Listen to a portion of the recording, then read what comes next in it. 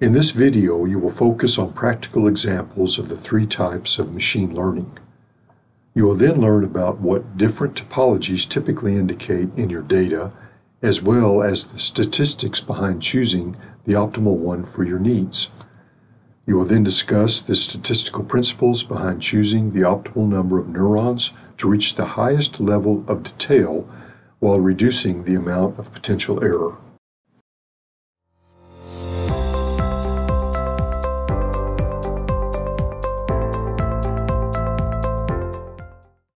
So now we move into practice.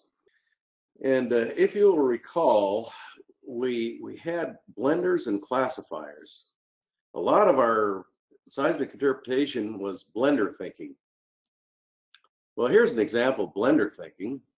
Now, I don't know if I'm going to be able to pronounce this right. I'm not from Pakistan, but I believe I had a fellow from Pakistan try to help me pronounce this. I think it's called just the Chorgali Formation.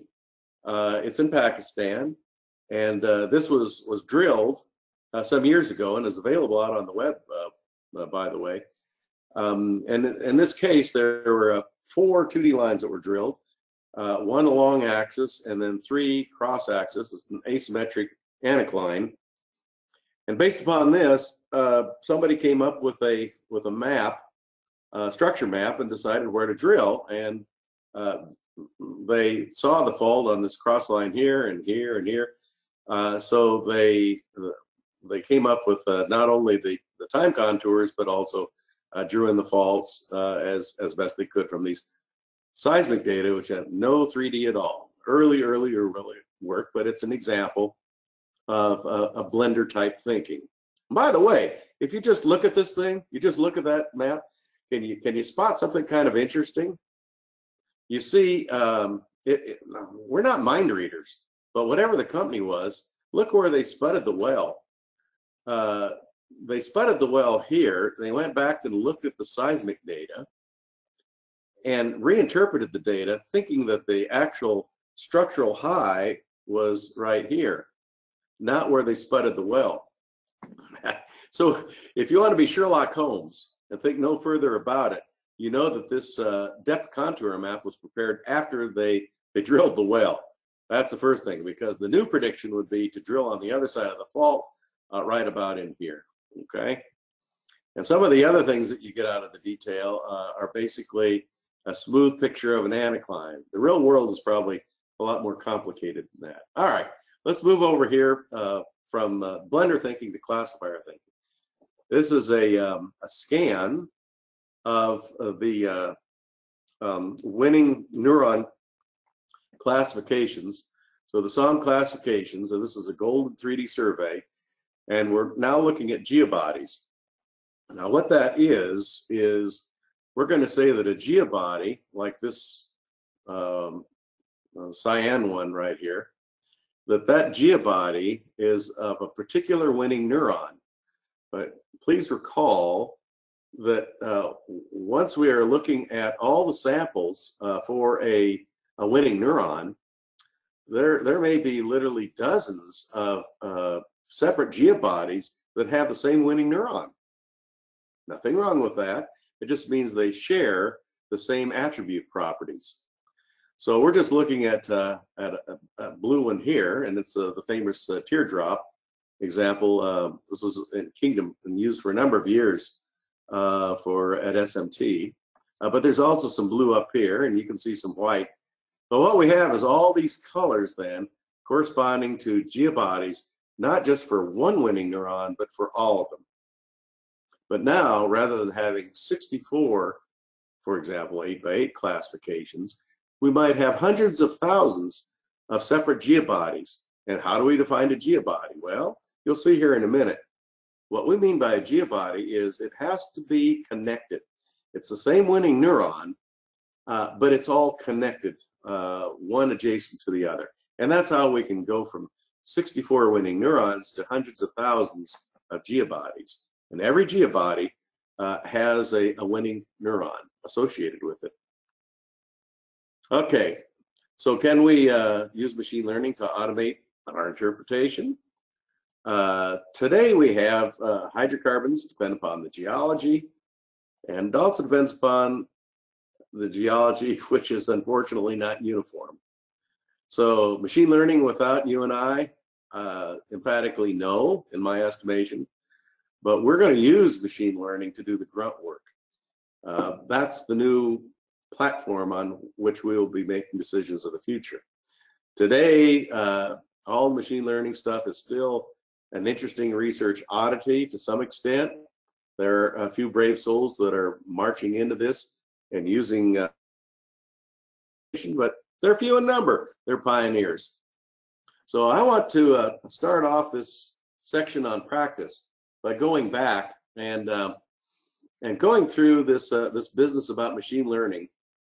I hope not to gross you out too much a little bit here, but suppose that we have a series of buckets of different kinds of fish. Crappies and carp and some perch and some minnows. If you're from the Midwest, bluegills, that's another in the United States here from the Midwest. I threw some gummy bears, gummy fish in here for fun. And in Louisiana, these are mud bugs, which for the rest of the world we would call those crawdads. So we have 1, 2, 3, 4, 5, 6, 7 buckets of training samples. 7 buckets of training samples, 7 attributes, if you will. And here's the setup for our little mental problem, and that is that we have a rich uncle that had a fish factory up in Dutch Harbor on the Aleutian Islands of Alaska. And guess what? Uncle passed away and left the fish factory for us. And unfortunately, we get up there and we look around and we discover that the process of sorting fish is pretty primitive. Just a bunch of people just on a line there and sorting out the gummy fish from the bluegills, that sort of thing. So is there any way that we can improve the situation? Well, the answer, of course, is yes. And this fish sorter, our little mental problem we've got here, will illustrate the essence of classification. So for example, what are the sort of attributes that we might use to sort out fish? Well, the length, the weight, shape, maybe even skin texture, identification marks. All these are possible factors that we could use to identify a fish. It's coming up the line right here. It has to be sorted into separate buckets, if you will, to sort out these different kinds of fishes. Ultimately, it's going to come rolling down here and end up being a can of tuna, or it's going to be a can of perch or a can of something else. This is where it finally gets sorted. Everybody with me so far? The fish sorter problem. All right. Now we're going to look at all 3 kinds of methodologies. We're going to look at supervised learning, unsupervised learning, and then we're going to look at deep learning. We're going to look at all 3 of these and see how our learning methodologies would be different based upon the problem. So we start up here at the top, and obviously we have to decide upon the number of kinds of fishes that we have. How many buckets? The second point is that we're going to have to put some sensors on the fish conveyor to measure attributes. So when a fish comes along, we'll now have a set of attributes, fish attributes.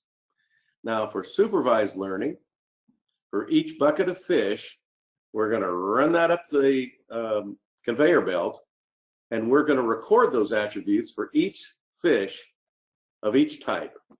Okay? We'll dump on first the 1 bucket, then the second bucket, going through all the fish. We can even, well, no, these are tagged, aren't they? So we know all the perch went up, and we know the characteristics of all the attributes for the perch, and the same thing for the gummy fish, same thing for the carp. Okay, so we have the local statistical properties of each variety, and then we train the neural network of all the fish varieties to recognize this fish based upon its known classification. That's the key word here, known classification, because we've already sorted the fish out. We have buckets right there. We can run them through the machine. Each fish has been classified prior to doing the training on the neural network. And then each fish variety and each new fish is going to have a classification error because the neural network is not perfect, even after we've gone through classification after classification after classification, number of epochs. We're still going to have error. There's always going to be finite error. But after we've done that, then we set up the fish sorter, which is our classifier, to divert the fish based upon our neural network here, supervised learning, to divert the new fish into separate processing lines. That's the essence of supervised neural networks. Now, how is it different for unsupervised neural networks? We still have to decide on a set of fish attributes, and we have to place the sensors on the conveyor so we can measure the attribute properties. Now, what we're going to do in unsupervised is we're not going to keep the buckets separate. We can literally run these through in any order that we want, dump them all in there, because remember, this is unsupervised neural network that's going to learn what are the properties of all the kind of fish out here. So we're going to record the attributes of all the fish in all the buckets. Then we're going to place the attributes of each fish as a unique point vector. It's a point vector in attribute space. So if we end up with 2,000 or 3,000 fish, we're going to have 2,000 or 3,000 points in attribute space. Each fish has its unique combination of the attributes that we selected up here. And then the neural network training, we could use k-means, or we could use SOM. We're not stuck on SOM. But we could identify through the training process, hopefully, identify all the fish varieties to find the center of the natural cluster of each fish variety. And we'll find out which fish varieties are quite similar, and it's difficult to sort out one variety from A from B, but from A to F may be very easy to sort out, train differently. We can get that information after we've completed the training by looking at the location of the winning neurons. After we've completed this, just like before, each fish variety and each new fish has a classification error, but now it's been trained unsupervised and tried to identify this from the training samples, which are the fish alone. And then after that, then we set up the fish sorter and go to town. Well, let's take a look at the third one here. How would that be different? We're going to place sensors on the conveyor and measure attributes just like before. But now in the deep learning neural network design, we're going to test the fish in the following way.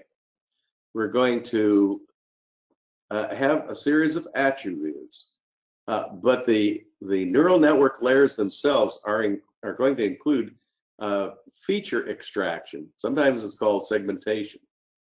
And those are there as part of the neural network training layers to recognize fish attributes. And we're then going to design a deep learning algorithm to recognize all the fish by their features. And we train the neural network on all the fish varieties.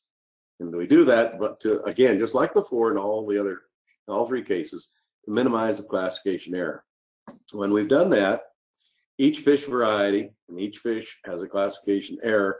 Yep, it's not going to be perfect, but we now set up our fish sorter and use a deep learning neural network algorithm to divert the fish just like before.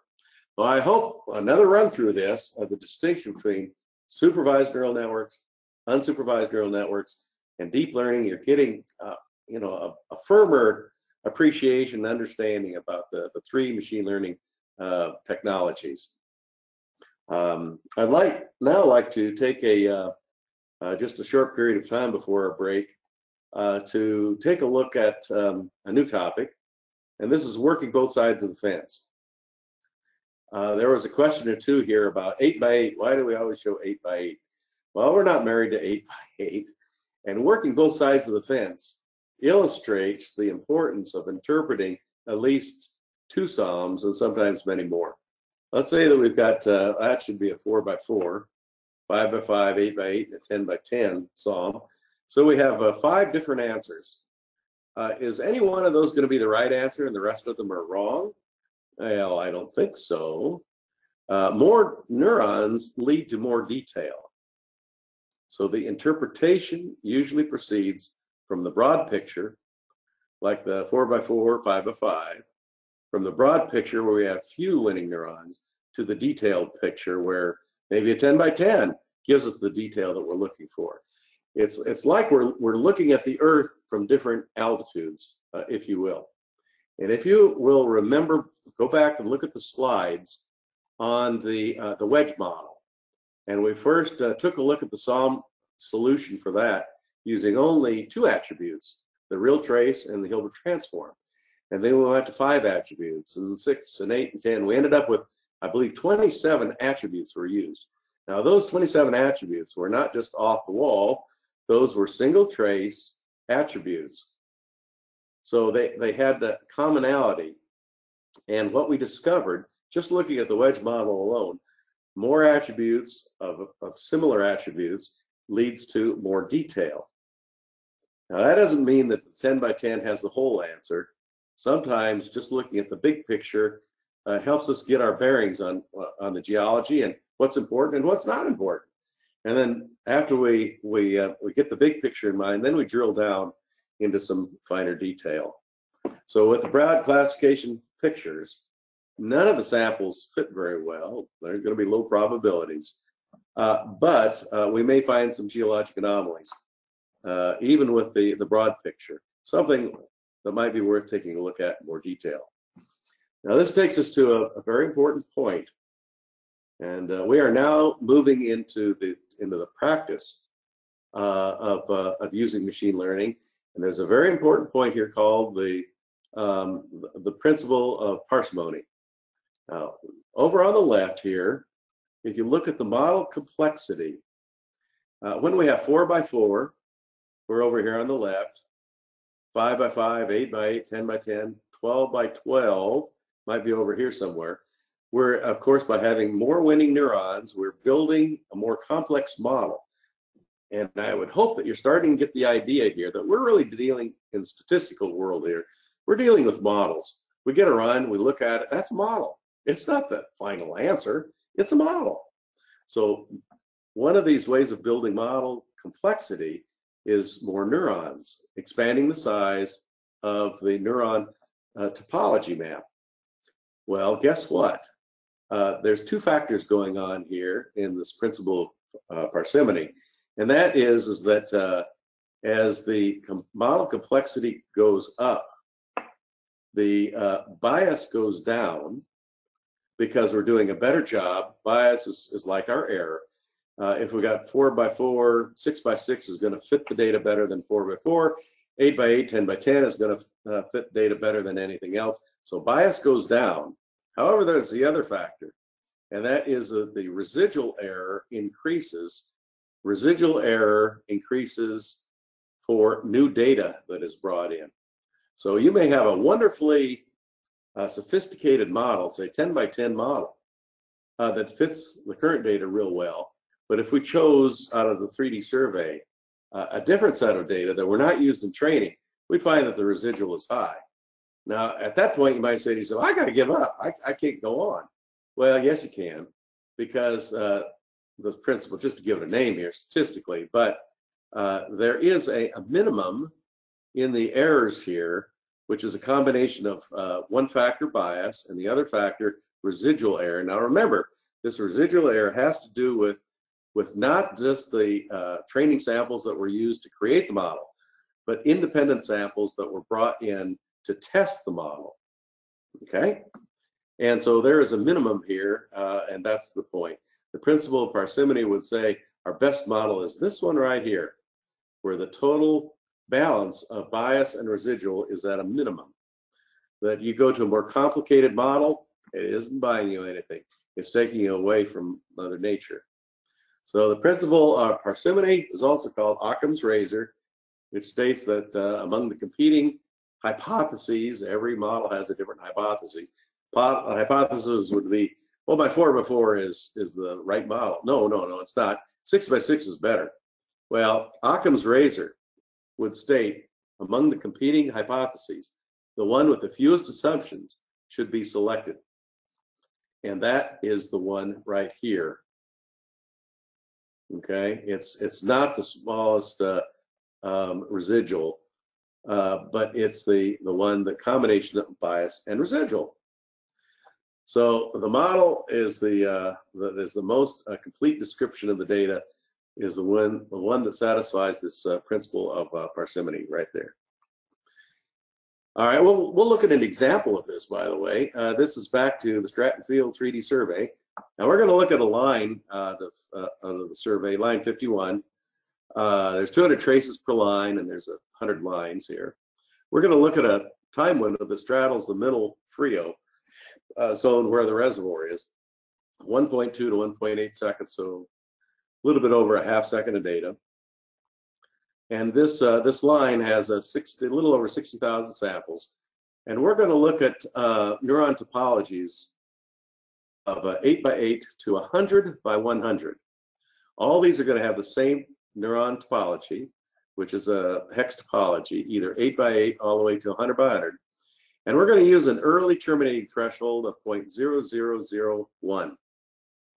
And that means is that when the learning process has slowed down and we have no improvement that breaks this threshold, which is quite small, we're going to stop. That's early termination.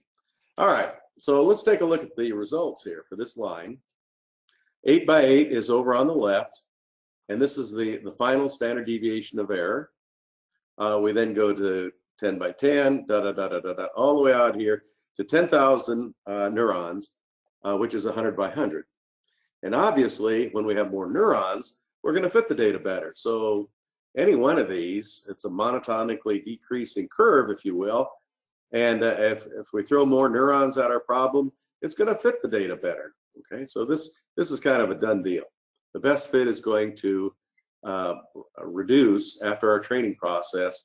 And we have 10,000 neurons. Yep, it's going to fit the data better than 9 by 9 or 90 by 90. Okay, let's take a look at another factor here, and that is going to be, well, we have a final error, but another thing we could do is find out, well, what is the learning process here? You know, what was the initial standard deviation when we first started? Okay, well, the ratio of the final standard deviation to the initial standard deviation, that's going to give us a different measurement. Rather than total error, that's best learning. So no matter what we started with here as initial standard deviation, dividing these out as a ratio, then the ratio of these is going to show us the quality of learning, the best learning. So when we had 8 by 8, our best learning was a little bit over 65% reduction percent. And we can see again that as we increase the number of neurons, best learning also increases.